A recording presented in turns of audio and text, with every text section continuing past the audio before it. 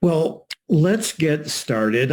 I'd like to welcome everybody to our webinar today. I'm William Iserman, and I'm the director of the Early Childhood Hearing Outreach Initiative, also known as the ECHO Initiative at Utah State University.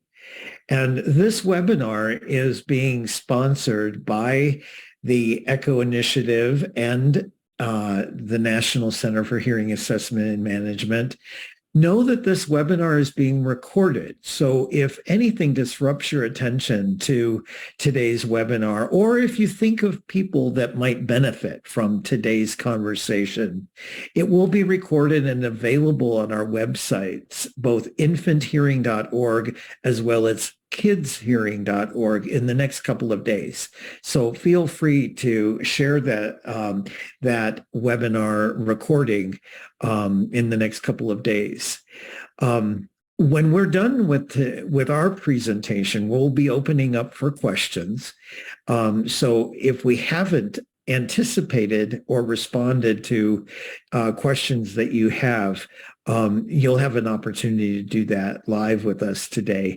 And then at the end of our session today, there'll be a short evaluation of today's webinar, as well as a certificate generator that will allow you to produce a certificate of attendance for today's webinar.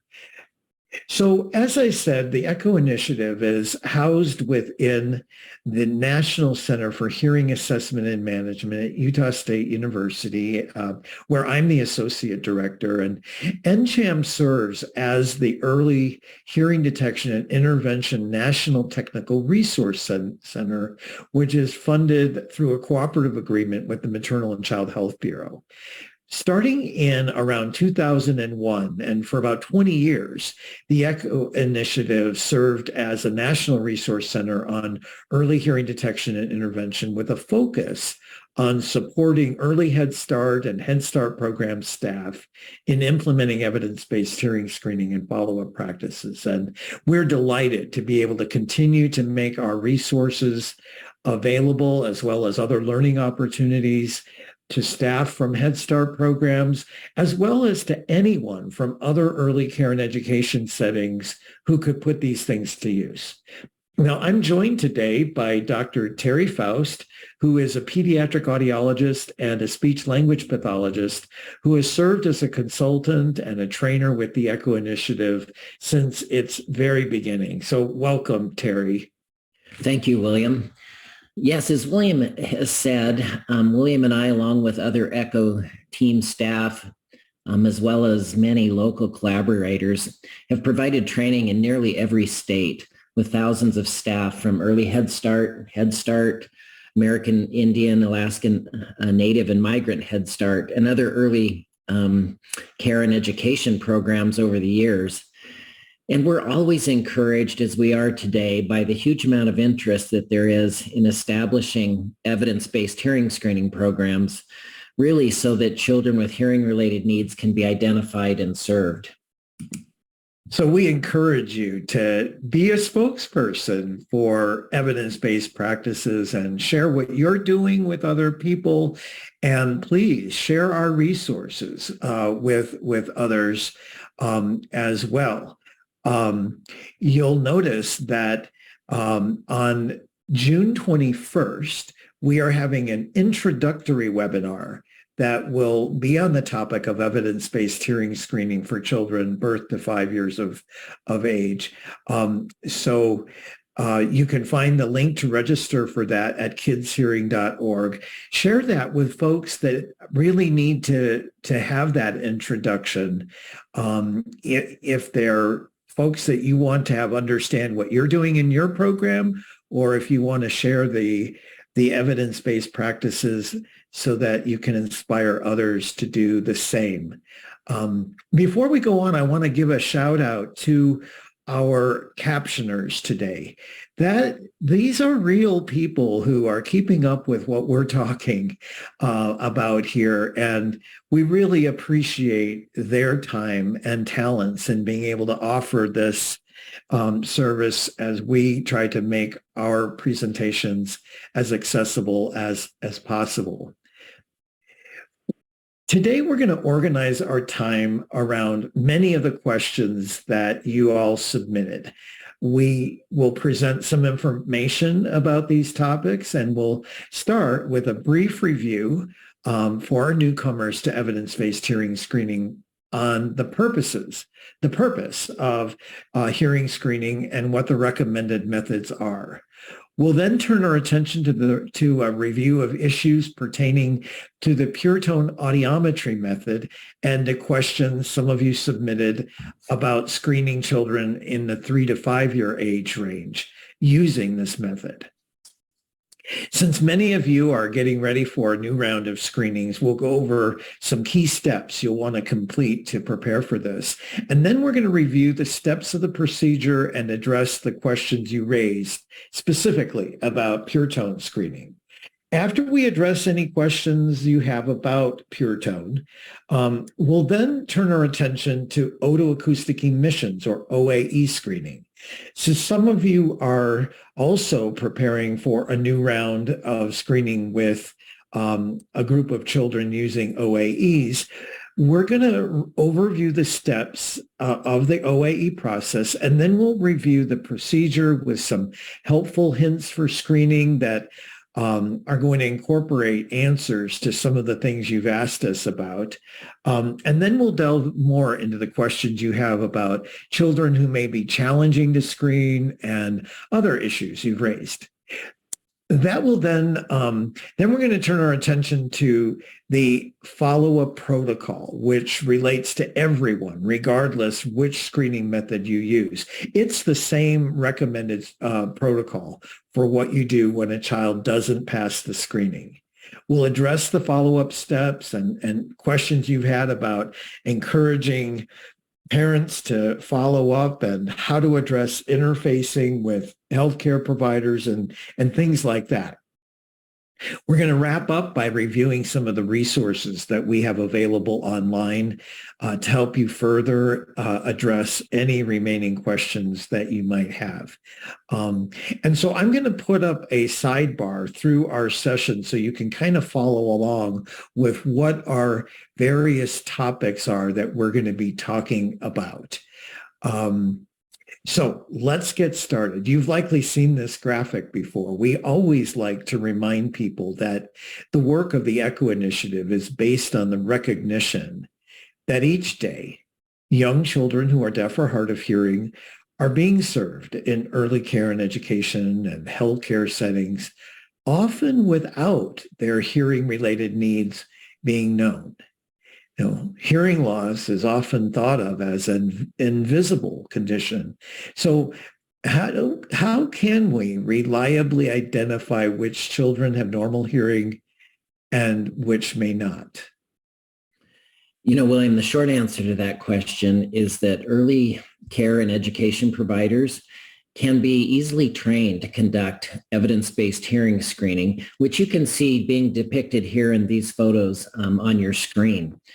Now, the ultimate outcome of a hearing screening program is that we can identify children who are deaf or hard of hearing who have not been identified previously.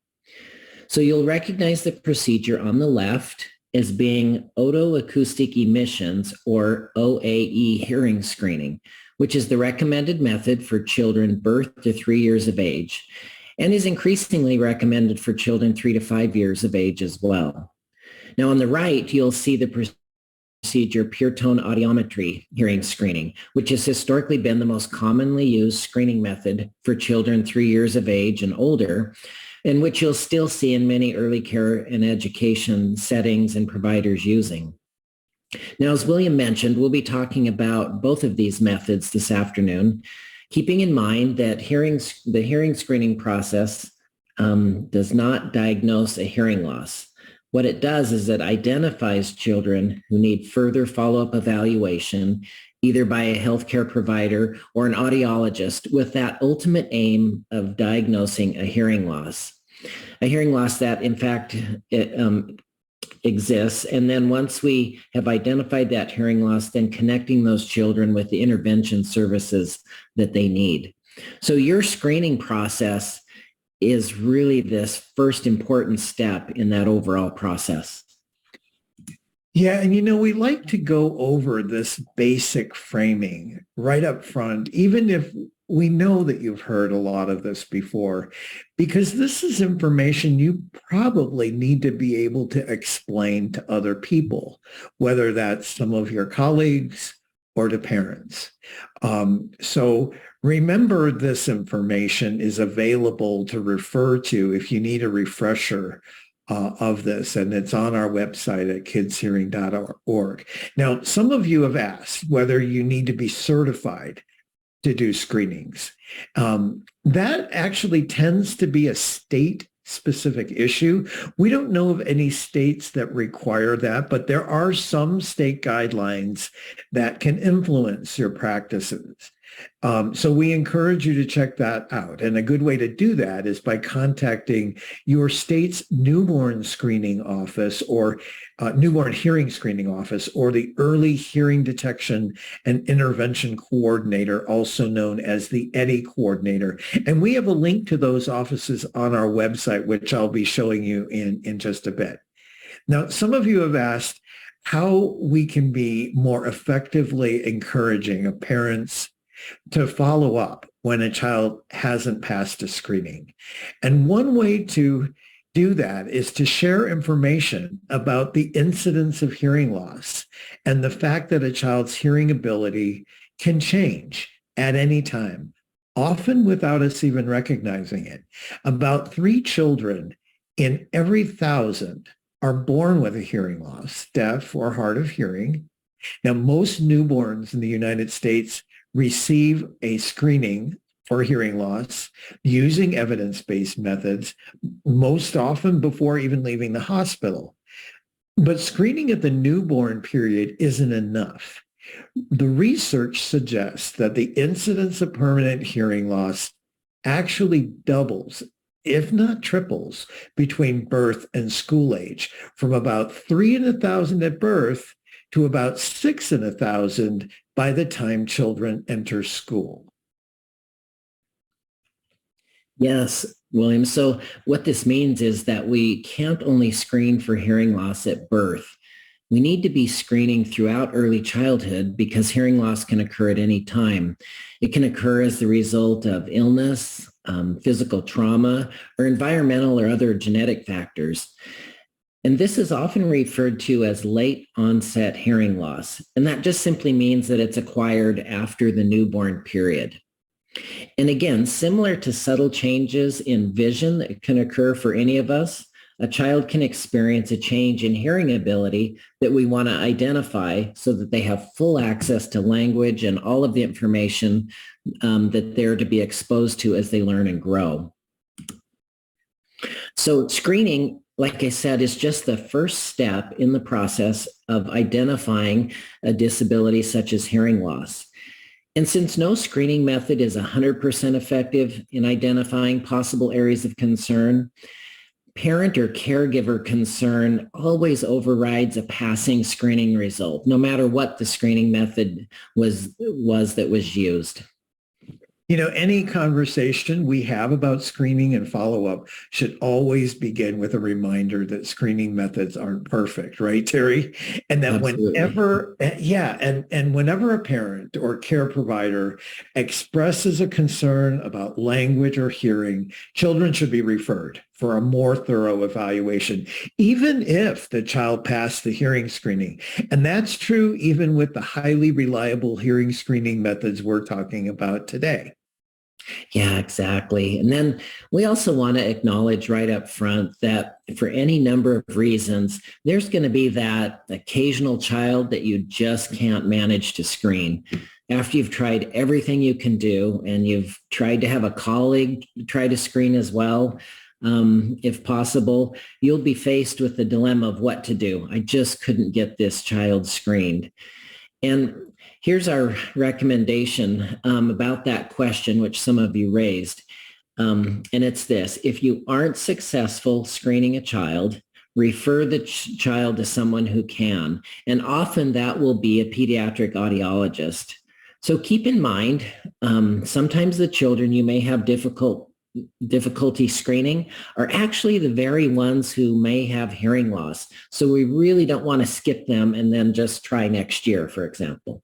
Yeah, that is such an important point. And it gets to the heart of some of the frustrations that we all have faced when screening and running into that kiddo that is just difficult to screen. So we just mentioned having a pediatric audiologist in the picture. A pediatric audiologist, if you don't know, is a professional who specializes in the diagnosis and non-medical treatment of hearing-related and other associated disorders of the ear and the auditory system. A pediatric audiologist specializes in children. So having access to a local pediatric audiologist can really be helpful. We recommend that all programs consult with a local audiologist to help develop and oversee their hearing screening and follow-up activities. They can help with equipment questions you might have, consult with you about specific children who aren't passing your screenings, and importantly, maybe one of your resources when you need to refer a child for further evaluation, or maybe for those kiddos that you just aren't able to screen.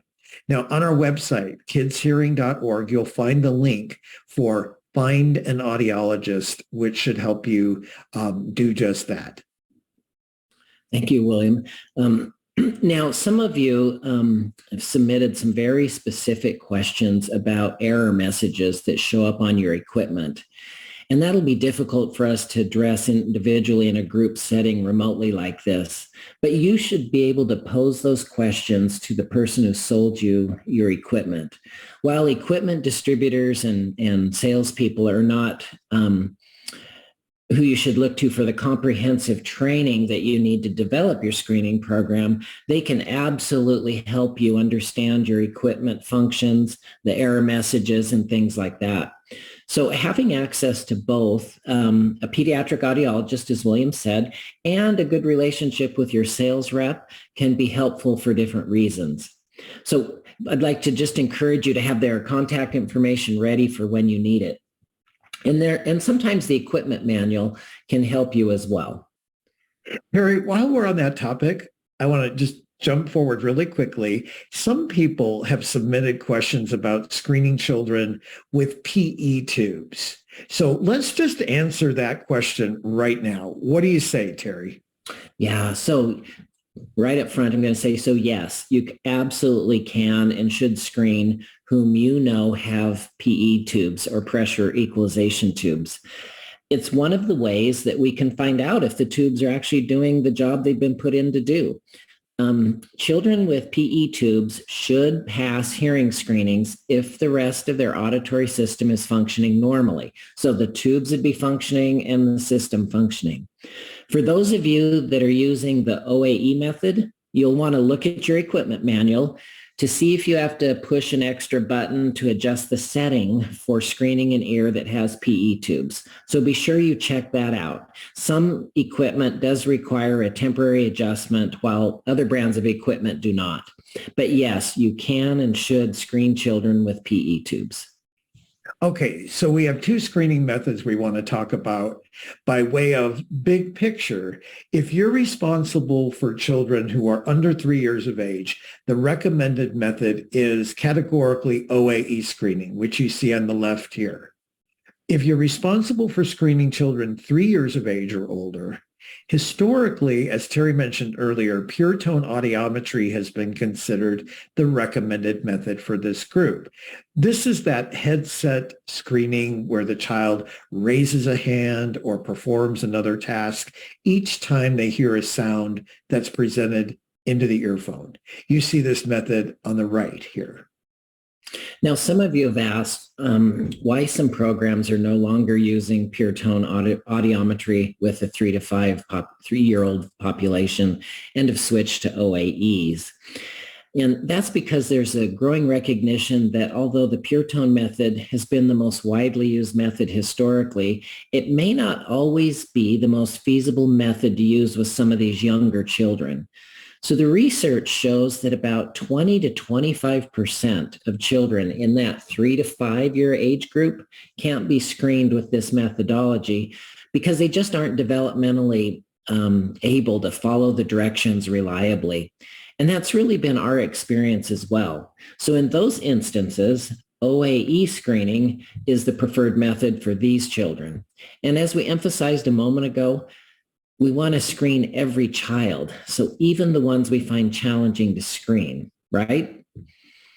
So what that means then, right, is at a minimum, if you are establishing evidence-based practices for 3 to 5 year olds, and if you're considering using pure tone audiometry screening, you'll also need to be equipped and prepared to do OAEs on that 20 to 25% who can't be screened with pure tone audiometry.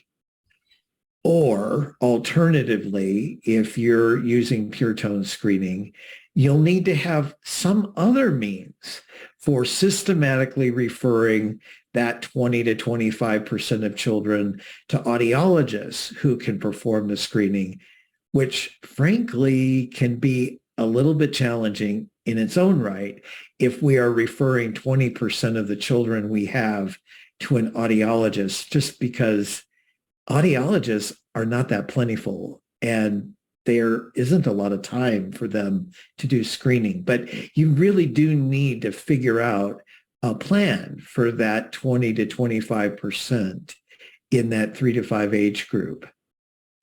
Yeah, we want to be able to, like I said, screen all kids. And to simplify things, more and more of us audiologists are recommending the use of OAs uniformly with all children 3 years of age and older, because it's quicker than pure tone screening, both to learn to do and then to actually implement. And it's far more likely to be a method that'll work across the board with all children in that 3 to 5 age group that you'd be screening, and it's equally as effective. So if you or your program are still undecided about which method to use, primarily for children 3 years of age or older, we encourage you to carefully review a document we have on our website that compares OAE screening and pure tone screening for this exact population. Now, here's an important note. Some states do have regulations about what methods are to be used based on age, requiring pure tone for children 3 years and older as at least the primary method. So you need to check with your state if you're considering OAEs for the 3 to 5 age group. And you can do that by contacting, again, your state's newborn hearing screening program, and you'll find the link to that on our website as well, which I will show you, I promise, in a moment where you'll look at that. Now, on another note, we had a question about whether there are any other recommended evidence-based methods that could or should be considered other than OAEs or pure tone. Terry, what do you say? Yeah, not at present. We are doing newborn screening with a couple with an additional method, such as automated auditory brainstem response audiometry, but it's not a method that works well with us in early child care settings. So currently it is otoacoustic emissions and pure tone. All right, Terry, let's jump into our first screening method and review it. Yes, like you said, we'll jump right in. So with pure tone screening, to conduct pure tone screening, we're first going to take a look at the ear. We want to look at it carefully to make sure that there's no visible signs of infection or blockage. Now, by the way, you'll always want to do this step first, regardless of what screening method you use. And then if the ear looks normal, then you as the screener are going to instruct or condition the child how to listen for a tone and then to respond by raising a hand or placing a toy or something in a bucket, a game. Once you've observed that the child reliably responds to sounds that are presented just as you instructed, then the actual screening is started. During the screening process, this listen and respond game is repeated at least twice at 3 different pitches in each ear, noting the child's response or lack of response after each tone is presented. Now, if the child responds appropriately and consistently to the range of tones presented to each ear, then the child passes the screening. Now, again, during the screening process, this listen and respond game is repeated at least twice at 3 different pitches. And again, we note the child's response or lack of response after each tone is presented. And that's important because as we go and we record responses, we're going to record them at those 3 different pitches, as you see here in this example on your screen. So again, if they respond appropriately and consistently to the range of tones presented to each ear, then the child passes the screening. We want to remind you of some things you want to be sure to address as you get started screening a group of children. And to begin with, and this goes for everyone, regardless of which method you're using, be sure to refresh yourself on the resources that we've got available at kidshearing.org. And so this is the landing page for kidshearing.org, where you'll find a range of the resources we're talking about. Let's just go through this here. Right here is where you'll find the planning resources. And under that, you see where it says find an audiologist. If you click on that button right there, it will give you some links to resources to find your state or EDI coordinator. That's the newborn hearing screening coordinator, who can be really helpful in finding audiologists around the state.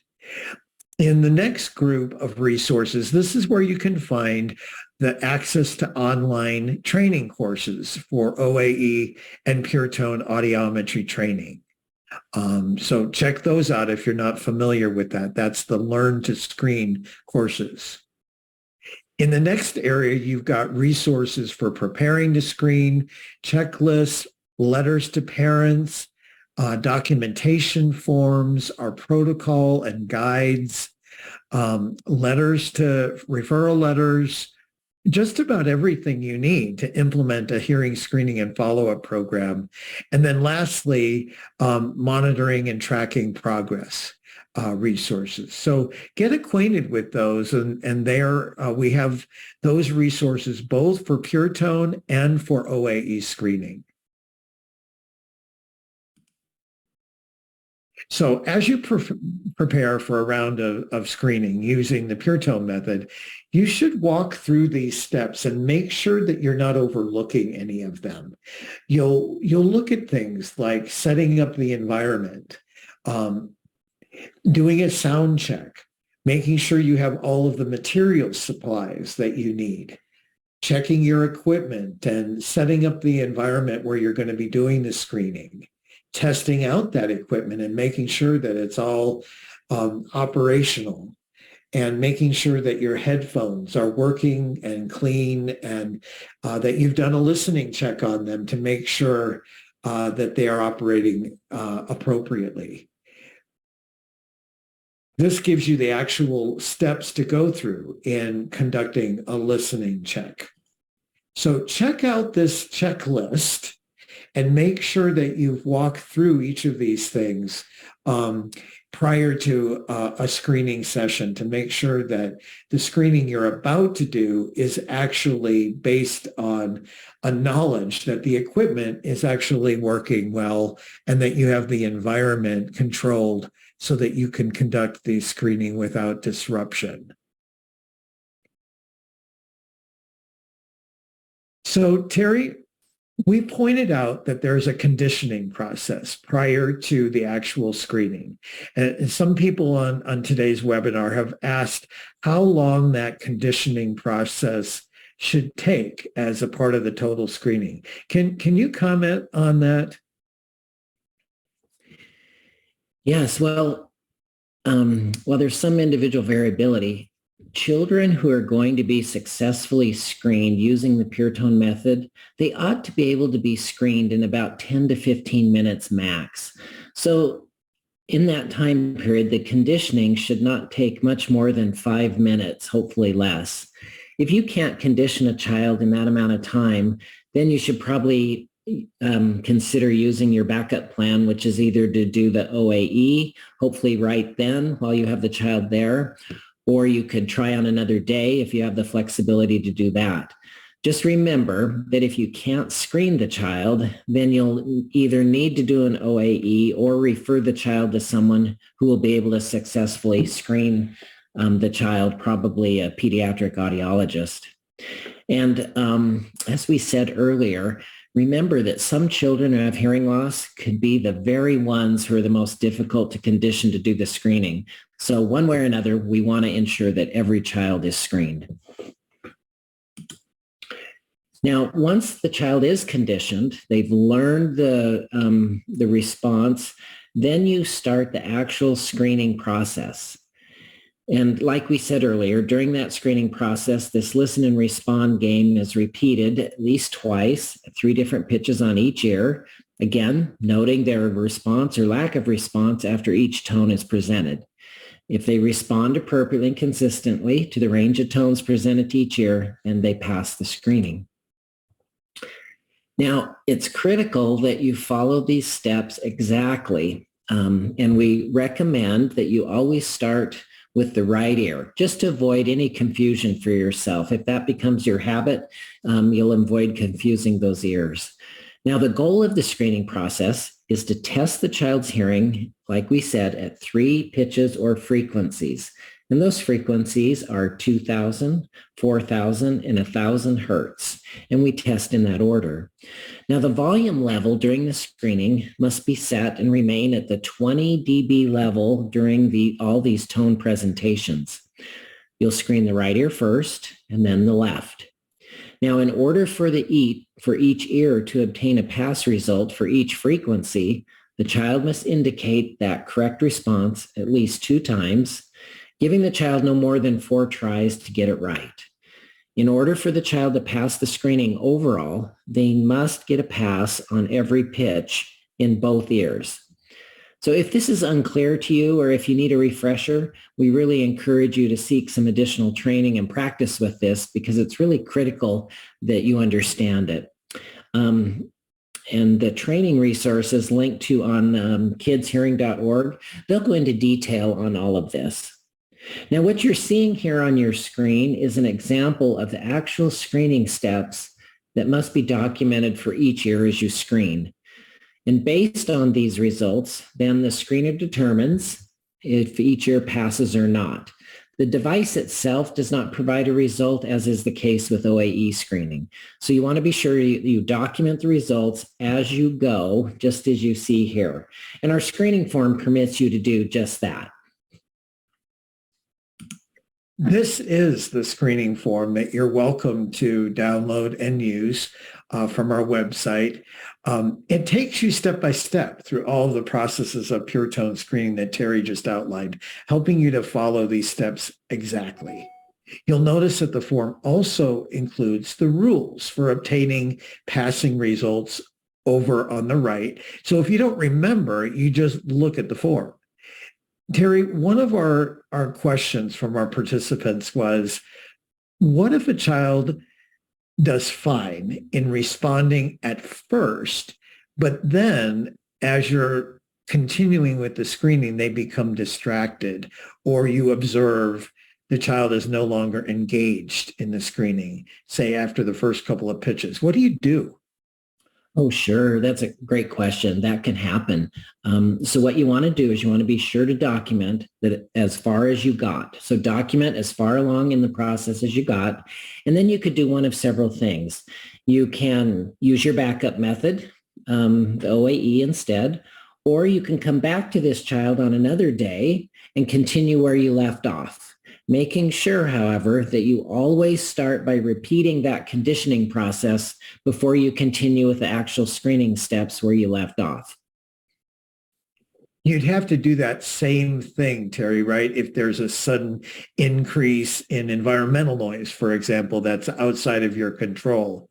So if you can't continue to screen at that time, you have to come back at another time, picking up where you left off. Absolutely. We've got to ensure that auditory background and that environmental noise is not a factor in that screening. So if a child completes the screening and meets the pass criteria, you're done for that child. If they don't pass, however, then you'll refer to the follow-up protocol that we'll be going over in a moment, and which incidentally is identical for both Pure Tone and the OAE method. Now, let's pause here for a minute and see if those of you who are using the Pure Tone method have any other questions specifically about the use of Pure Tone audiometry, preparing to screen, conditioning children, conducting the actual screening, or documenting the results. Let's just see if any of you want to enter anything about that into the question Q&A box. And if not, we'll just go on. And if you think of something later, we'll answer it at the end.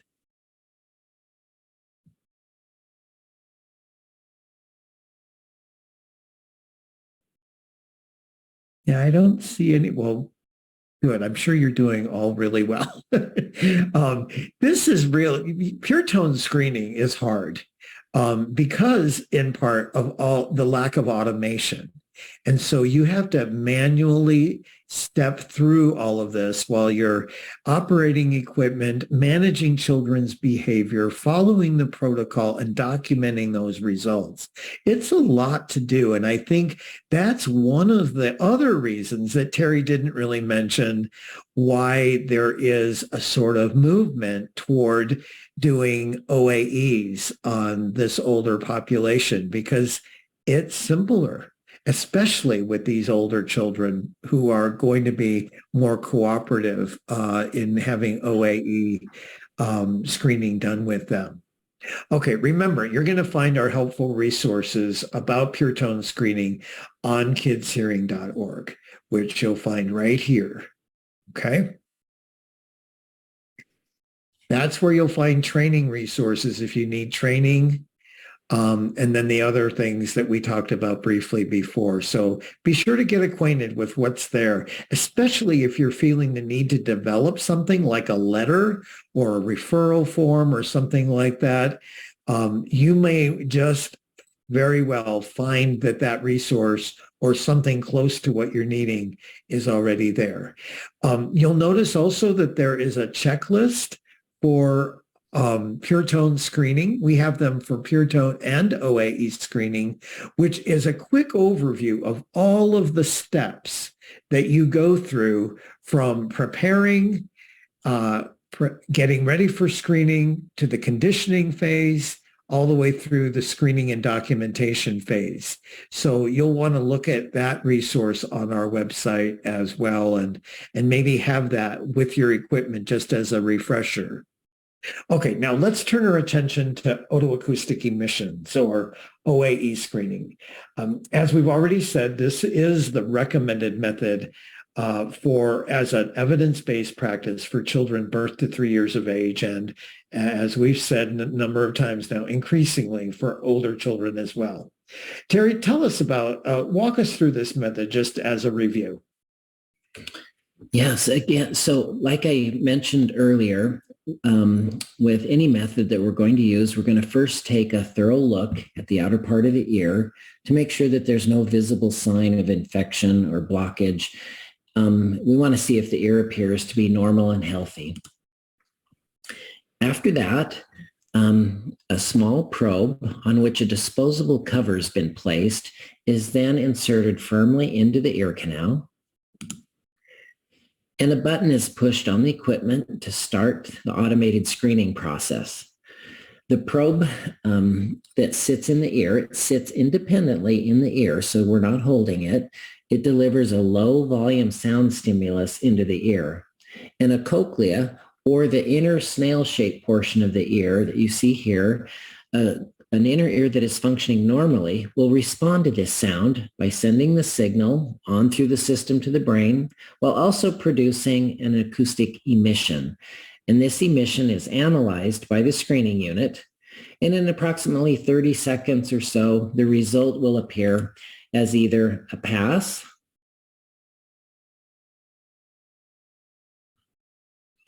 or a refer.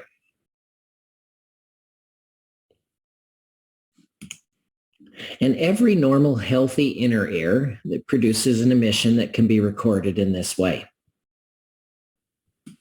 As you get ready for a round of screening, we encourage you to refresh yourself, just like we said about pure tone screening, by going through the resources that we've got about OAE screening, looking at the checklist that we have. If you need retraining, check out the training resources that are there under Access Training, and have a look at the checklist that we have on OAE screening, which again goes through the full process of preparing for, setting up, making sure you have all of the disposables that you need, the other physical materials that you have, and then it walks you through the complete screening process, starting with the visual inspection all the way through documentation.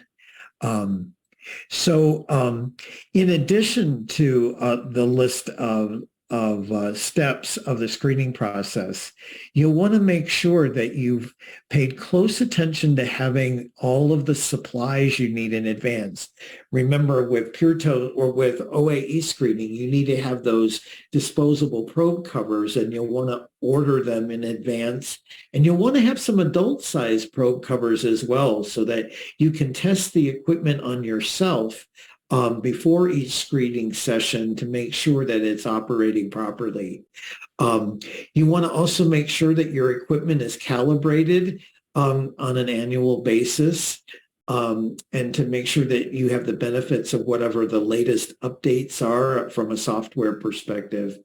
And remember that regardless of what hearing screening method you use, you want to make sure you communicate with the parents and other program staff whose cooperation you're always going to be seeking, especially when children don't pass. Now, some of you have asked about how to prepare children for hearing screening. And our main recommendation is to keep it fun. Keep it fun regardless of what method you're using. Rather than referring to the activity as screening or a hearing test, for example, call it a listening game. And you can engage teachers or parents in some activities that include maybe noticing the child's body parts, pointing to the ears, nose, mouth, include their ears, maybe expand on the idea of what animals have ears, and that they have ears as well. Yeah, in fact, we have a little video if you haven't seen it. And if you have a way of sharing a video with children, you want to check out our video on our website called Listen Up. I'll play just a quick little portion of it here for you so you have a sense of what it's like.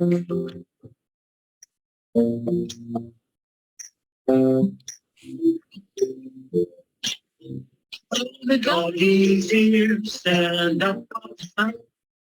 The elephant's ears flap, flap, flap, while the bunny's ears droop, droop, droop, and the little kid's ears listen up. We have ears so we can hear. Check us out from ear to ear. Need to hear every tiny sound to learn and grow up leaps and bounds. So that just is one little tool resource that we have on our website. So be sure to check that and other things out so that, again, before you get involved in developing anything, you check and see if it isn't already there. You're free to use all of our resources to adapt them in whatever way you'd like. We, develop these over a long period of time in collaboration with folks just like you. So you can know that a lot of this has been put to use by a lot of individuals already. The letters and forms that we have on our website are available in English and Spanish. So be aware of that as well. This is where you'll find resources about preparing for screening. And the listen up video there is on the bottom. Some letters and handouts to parents are there. Information for teachers if you're going into classrooms to do screening. And then also information that you could send out to healthcare providers, letting them know in advance of what hearing screenings you're doing, and that you may be referring children to them as a part of all of that. So be sure to check each of those things out. Like many skillful tasks, competent screeners make it look so easy. But no matter how much experience you have, you're going to be met with challenges along the way. We all are. A number of you have submitted some questions about children you struggle to screen for various reasons. So let's talk about some of the strategies for screening that we've actually learned in part from some folks like you, by hearing and learning from you about what works well. And let's just start by looking at these photographs here. The children you see here are all being screened using the OAE method. What do you notice about where they're being screened? They aren't being pulled out into an environment that's foreign or strange to them. They're being screened in everyday educational home and outdoor even environments where they're already happily spending their time. And those folks that are doing the screening are often the people they already know. They're teachers, home visitors, or health specialists in the program whom they interact with for a lot of different reasons. Those two elements of going to where children are and having people who they're already familiar with doing the screening makes a huge difference in being able to successfully screen children, especially the very little ones. In fact, the screening works best when children are familiar and comfortable with the adult that's doing the screening, and where they can play with a toy, be held, or even sleep while the screening is being conducted. So we have a lot of options. And now some equipment, it's good to remember that some equipment is more effective than others when attempting to screen in natural environments, but most of them can work just fine under these conditions. There are several key things to remember, several keys to successful screening to keep in mind though. And they are good probe fit. We want to have a good snug probe fit. We want to minimize movement. We want to minimize internal noise, and we also want to minimize the external noise in the nearby environment. So let's talk about these. So with good probe fit, the goal with proper probe placement is that you have a really snug fit, sealing out all of the noise from the environment. And that means that you need to select as large a possible probe cover so that when you insert the probe into the child's ear, you can totally let go of it and it will stay in place.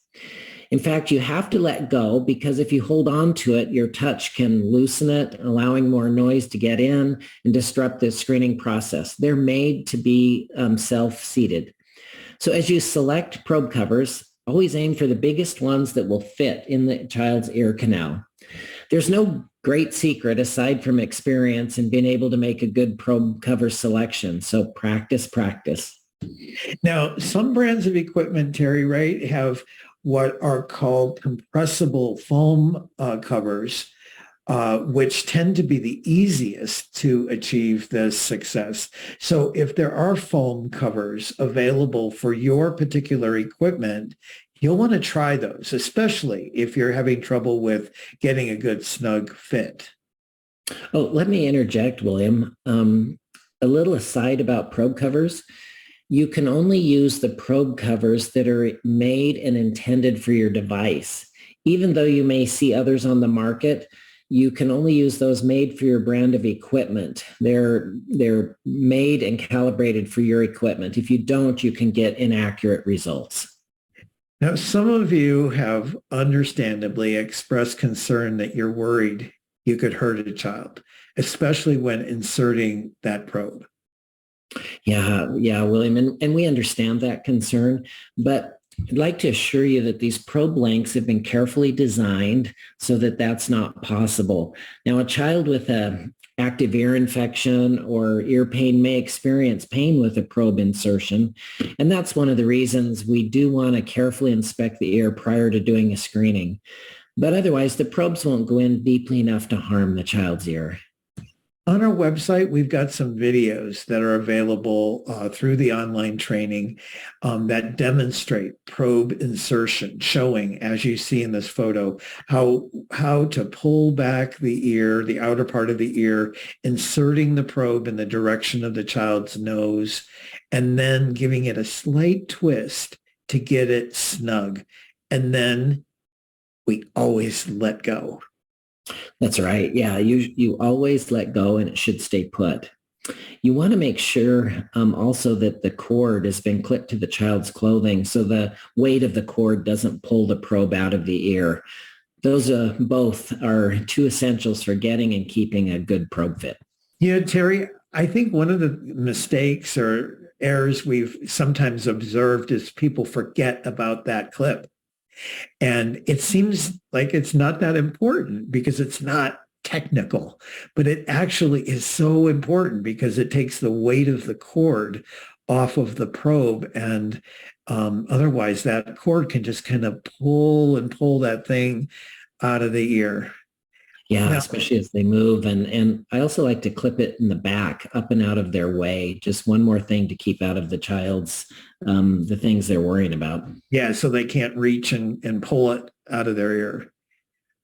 So, of course, as you screen, there will be times when you get an error message or a refer message. And don't worry too much about what the error message actually says.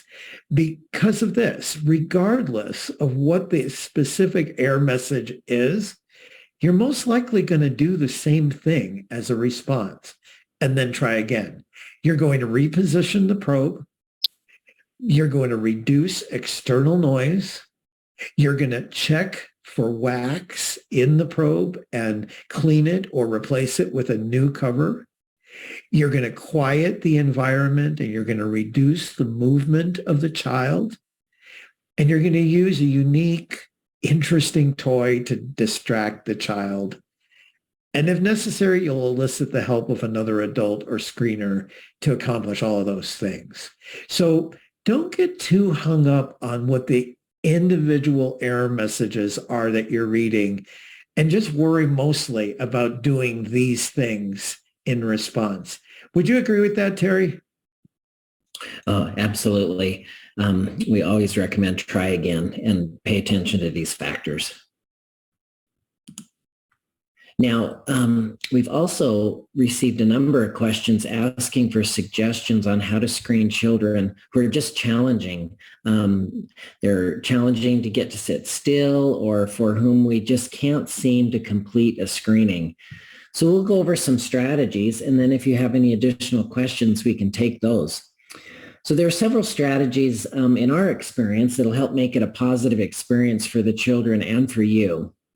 So one of the first I've already kind of mentioned, but we want to keep a fun feeling around the screening activity. So keep it positive and fun. We want to position the child, yourself, and other helpers in a way that's comfortable and allows the child's behavior to be naturally directed. We use toys, distractors, and rewards effectively, and then we document the screening results accurately. So let's take a look at each of these for a moment.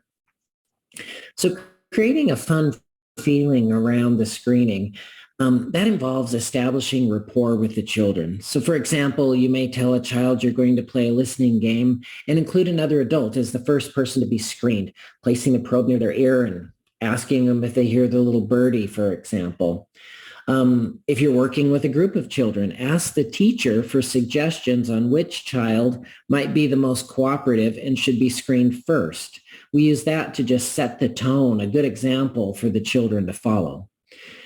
And I do want to say this here, that in our experience, we just think this is what you all are great at. We can teach technical skills, But that natural ability to work well with children is something that I've admired as we have worked with many of you.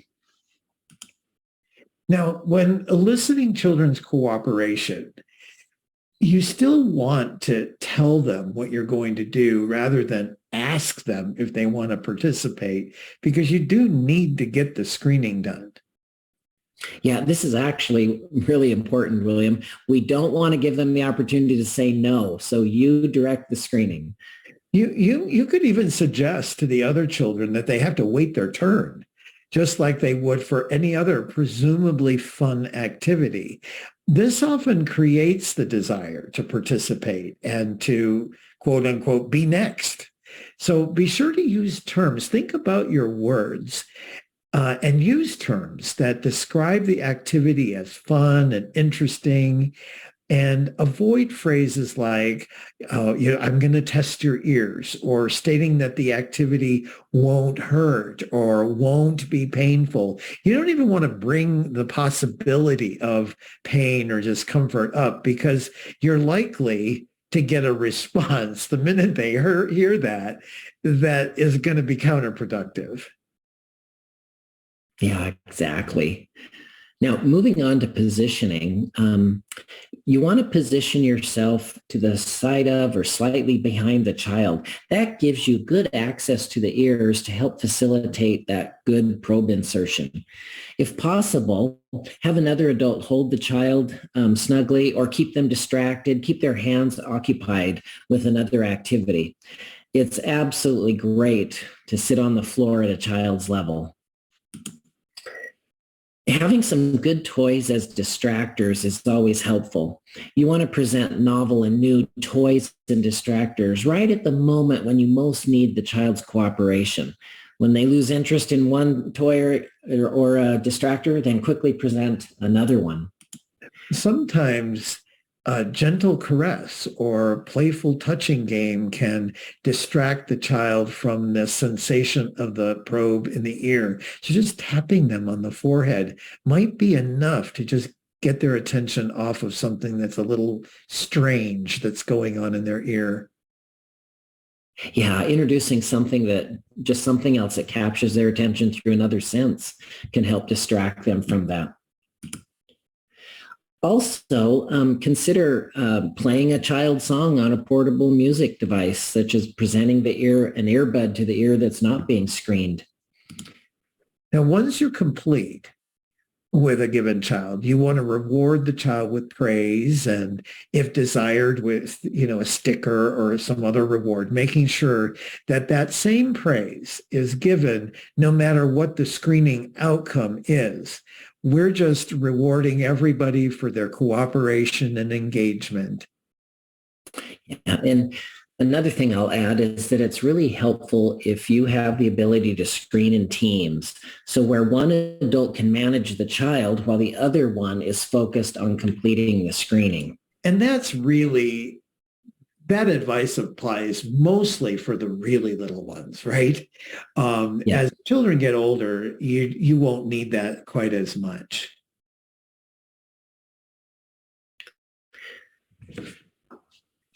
Terry, talk about hands.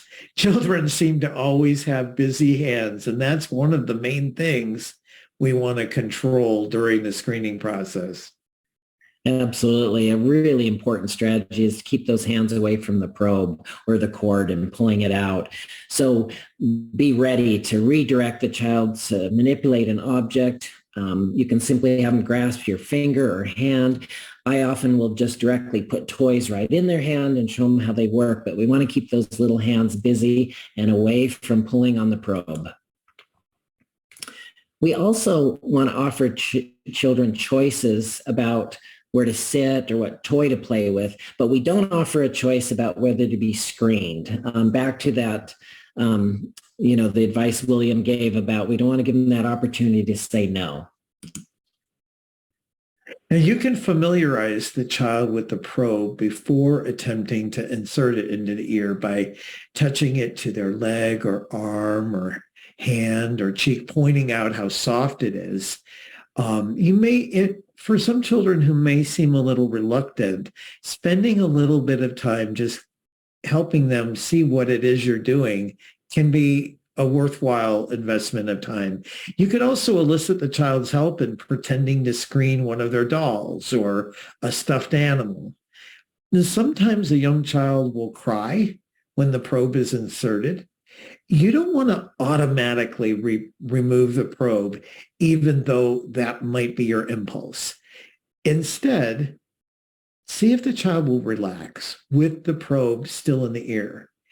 Have your finger close to the start button on your unit and be ready to push start the moment the child is quiet. Sometimes you can complete a screening from that moment, even if the child continues to be a little fussy. Some equipment will actually start and stop and actually continue in between the child's cries. So leaving the probe in the ear, if you can, may actually help you complete the screening. Now, if a child is uneasy about being screened, but they can be soothed by a pacifier or a snack, you can go ahead and attempt to screen the child while they are sucking or chewing. And the machine will test during pauses, but like this does introduce noise, however. So if the result is a refer, you'll need to repeat the screening when the child is not sucking or chewing. Yeah, so to clarify, let's just restate that. You can screen a child while they're have a bottle or eating a cracker, and if they pass, great, no worries. But if they don't pass, then you'll want to remove that the object that they're sucking or chewing on and test again. And if they refer when they're quiet, then you can go with that result. Yeah, exactly. Now, another strategy is to consider screening in groups. This can help some children who might be fearful or afraid to become more comfortable with the process, as long as they're seeing others are having a positive experience. So you always want to try to start with a child that you or the teacher is fairly confident will be cooperative and set the example that you're hoping for. Sometimes children who have been treated repeatedly for ear infections or other conditions may be especially reluctant, and understandably, they've had some pain and discomfort. They may need a little more time to watch other children participate in the process or to get familiar with the probe before an actual attempt to do the screening is made.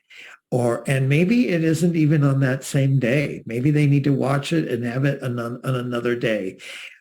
If a child remains uncooperative, you may want to try a different screener to attempt to elicit cooperation, or see if you could screen the child while they're asleep. And actually, screening while they're asleep doesn't have to be a backup strategy. You can do that right off the bat if that's a way to screen some of the children, especially the littlest ones. And remember, with all of this, if you do not get a passing result, as long as the child is cooperative, try the ear again, making sure that you have a good probe fit and that you've minimized internal and external noise. And of course, it's very important that once that screening is complete, that you be sure to document the results accurately. All right, Terry, one of the questions is, do I have to rescreen an ear that I get a pass result on? Do you have to rescreen an ear that you have a pass result on? No, that you can have confidence in that result, so that ear passed. Yeah, so we have some questions. If any of you have some OAE related questions you want to add right now, this is a great time to do that. Here's one. Our state EDDI program recently partnered with both Early Head Start and Head Start and one of our state audiology graduate programs. We use DPOAE screening for all children, but for the older children, we try to screen with Pure Tone Audiometry. My question is with regard to the recommended follow-up protocol for children that have undergone both screenings and who pass for each ear with one methodology, but not the other. Any recommendations you could offer? What do you think, Terry, about mixing methods from one ear to the other? So that's really a great question. I hope I'm understanding it the way it was intended. But, there's absolutely the right process, if I'm understanding this right, that probably started with pure tone audiometry. We're either unable to get that or might have had a refer, but then went to their backup method, which was DP or OAE screening. And used that. So that if that's kind of the process, that sounds great. And then I'm not sure if I'm understanding the rest correctly. If they've undergone both screenings and they've passed this is what I think. This is methodology. what I think the question is, Terry. Let's say they've screened a child with pure tone successfully on the right ear, and then the child decompensates behaviorally, and they can't screen the left ear with pure tone, and so they do OAE on the left ear. That would be great. You can then use the pass for both ears. Okay. Yeah, there you go.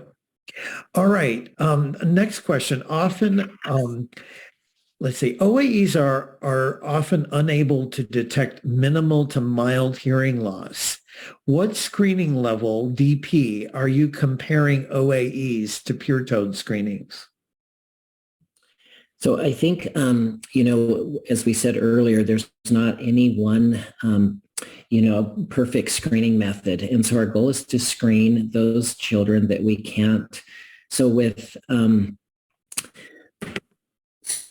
perfect screening method. And then what we're trying to do is be able to have a backup to screen that 20 to 25% of the children that can't be screened with pure tone. And we also find a lot of variability that exists in the pure tone screening world. There are some protocols that say we're going to screen at 20 decibels, which is the quiet level that we're going to screen at. And that's, for example, with the American Speech Language Hearing Association. There are some other programs that have adjusted that screening level to 25 dB and have made adjustments. So what I'm saying is there's a lack of consistency with presentation levels, even with pure tone screening. And so what we're trying to do is to find among the options that we have, the one that will allow us to screen all children and use it the most universally so we don't miss kids, acknowledging that there is certainly no perfect screening method.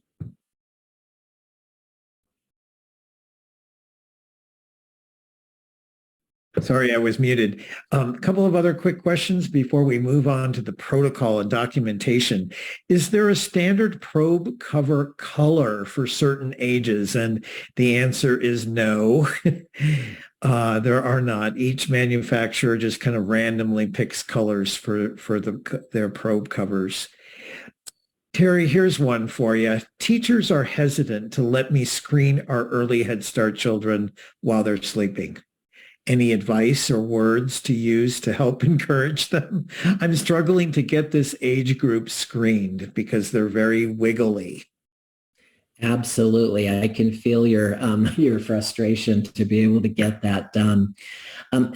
Screening while they're asleep is one of our best strategies, especially with the very young ones. In fact, sleep is, what we require for some other methods of testing, even at the newborn period. And so it's an accepted and a very useful strategy to be able to screen children. I've even rode around the block with a child in a car seat and screened them in order to keep them asleep so they didn't wake up. So I think advice or words is that it's a widely accepted strategy to be able to successfully screen hard to screen children, young ones. And maybe if children can come to the center and the parent can call in advance and say, he's asleep in the back seat, or, getting creative about when you screen a sleeping child. Maybe it's at the end of their nap and not at the beginning of the nap hour. So if they're awakened from then on, it isn't quite as disappointing for the teacher as it would be otherwise. And I'm wondering if some communication with the parent, and the parent kind of gives either approval or request to the teacher to be able to work together to get that done. Yeah. Here's an excellent question. All of these are excellent questions. This person is writing, from what I understand, OAE screening doesn't read middle ear function. And so even if a child passes with an OAE, they wouldn't necessarily pass their hearing screener.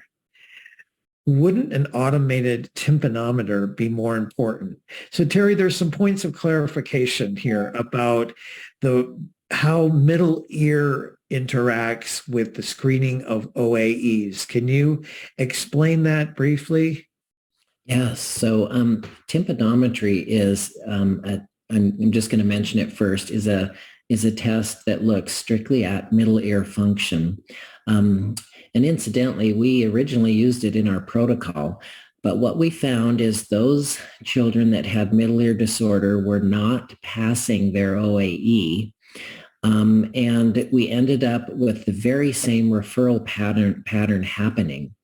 So while OAE screening does not specifically assess or screen middle ear function, when that middle ear is not functioning appropriately and it affects hearing, we aren't able to get a measurable OAE.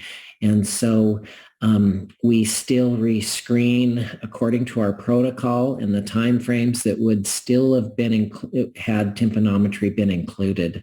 William, is there anything you'd add?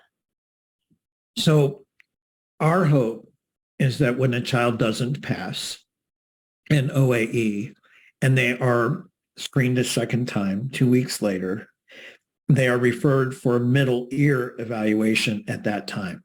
Mm-hmm. And the tympanometer would be used as a part of that middle ear evaluation to address any middle ear conditions that need to be cleared up. And then the child is screened again once we can assume there is no middle ear disorder that is active. Here's another question for you, Terry.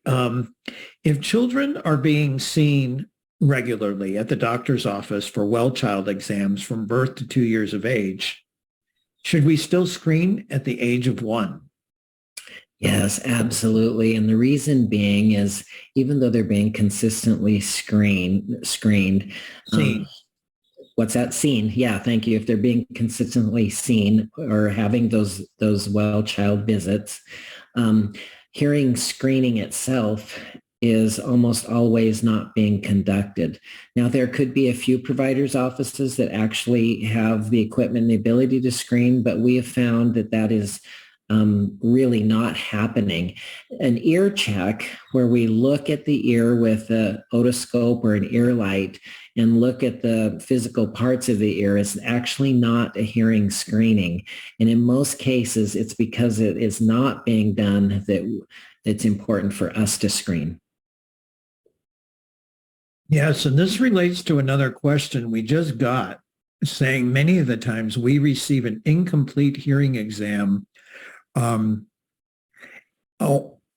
for EHS, it will be just checked off under exams and not an actual hearing assessment from the medical offices. So our advice is always, unless the child's medical record specifies the hearing screening method, which would be OAE or Pure Tone, don't ever assume a check mark next to the word ears is equal to a hearing screening having been done, and that a positive result was obtained for both ears. So a lot of assumptions can be made from one check mark, and you don't want to make that mistake. Let's go on, Terry, here to our next section here. It's important to document the results as you go, so that if you have an ear that doesn't pass, you're sure to accurately indicate which ear did not pass. And as you'll see in a moment, these forms directly correspond to the recommended protocol. So this is like we showed you with the Pure Tone forms, this is the hearing screening form for OAE that follows the recommended protocol. We have had some questions, Terry, about screening children who have autism or other developmental delays. What do you have to say about the use of OAEs for those children? Yes, we've shared a variety of strategies to be able to effectively conduct OAE screenings across these populations. With children who may be on the spectrum, for example, we have found in activity that they really are engrossed in, or can be, or maybe in our experience with the teachers, they become fixated with, and we want to maybe for once enable that fixation on that activity so that we can screen their hearing. I've screened one, for example, that loved to vacuum, and so we actually unplugged the vacuum and let him vacuum while we screened. We also find if there's something that is sensory that they like sensorily, and keep for example, their hands busy with something that they love the feel and the touch of, and that allows us to be able to screen. We have screened while they've been engaged with the computer or handheld devices. But we try to find those outside options and activities that they can be interested in that might allow us to screen. Harry, what about for very young infants?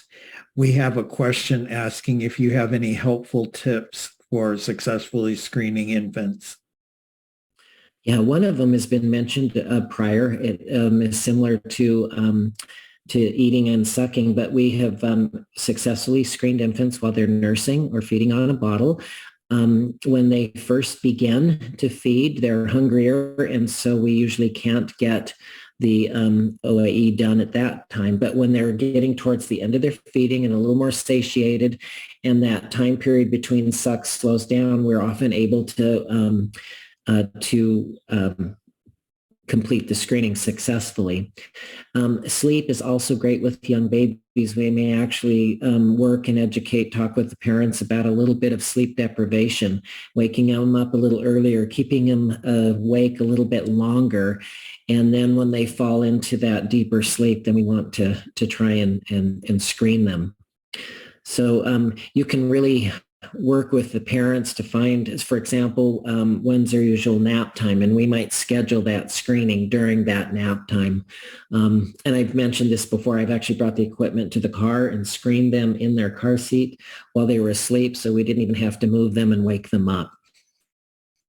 But you can see, that as far as keeping children as cooperative as possible, there's no single approach that'll work with all of the children all of the time. So I encourage you to be as creative and flexible as you can.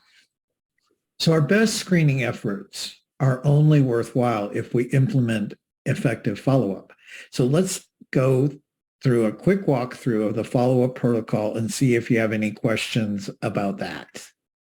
And one of the good things to remember is that the steps of the follow-up protocol are the same, regardless of whatever the screening method is that you're using or how old the child is.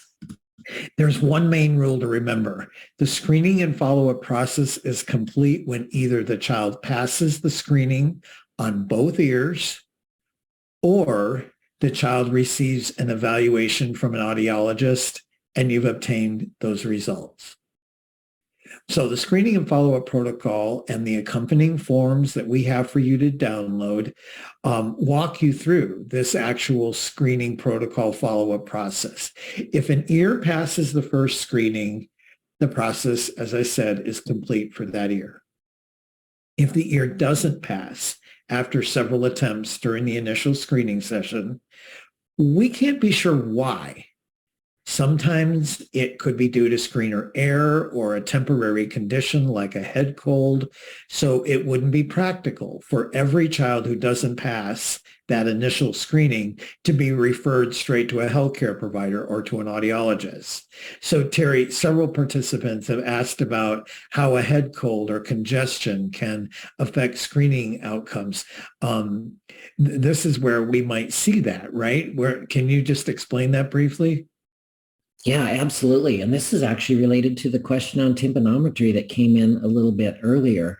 But we know that, say in the fall, cold and flu season, and this could be going around, this is probably the most common reason that we're going to get a refer. And so we just want to wait and re-screen them and let that condition clear up. And as you'll see coming up, we'll then have the majority of the children will be able to successfully pass that screening. Yeah, so we screen in about 2 weeks a second time. And if they pass on an ear at that point, that ear is considered complete. If, however, the ear still doesn't pass the screening, then we want to refer the child for a middle ear evaluation. And we expect about 8% of the children won't pass that second screening and will, in fact, need to have their ears checked by a middle ear provider. And as Terry said, that's where tympanometry comes in. So I'm just going to interject, William, that these numbers are based on thousands of kids that you, such as who you serve. So I just, the database is large and the research sound in these numbers that you're reporting. Now, sometimes when you get to the healthcare provider, they'll find that there was a wax blockage and not an ear infection or anything more complicated. And if that's the case, you can just rescreen that child right away. But if there's fluid or inflammation in the ear or an ear infection, then you'll need to get the healthcare provider to tell you how long to wait, 3 weeks or a month, and then you'll screen that child again. And I'm going to just quickly go through the rest of this, Terry. You'd rescreen that child after the middle ear evaluation. And if they pass at this point on any previously non-passing ear, the process is complete. But if they still don't pass, then you refer the child to a pediatric audiologist for a complete audiological evaluation. So see that bottom line there? The process is complete only when you get a passing result on both ears or the child has been seen by an audiologist. A middle ear consultation from a healthcare provider does not constitute the completion of the protocol. Only about 1% or even less will go all the way to the audiologist, but you'll want to be in touch with the healthcare providers and the audiologists and get a complete record of all of those outcomes so that you can support the family in doing whatever is next after a child has had the evaluation from the audiologist. So what other questions do you have?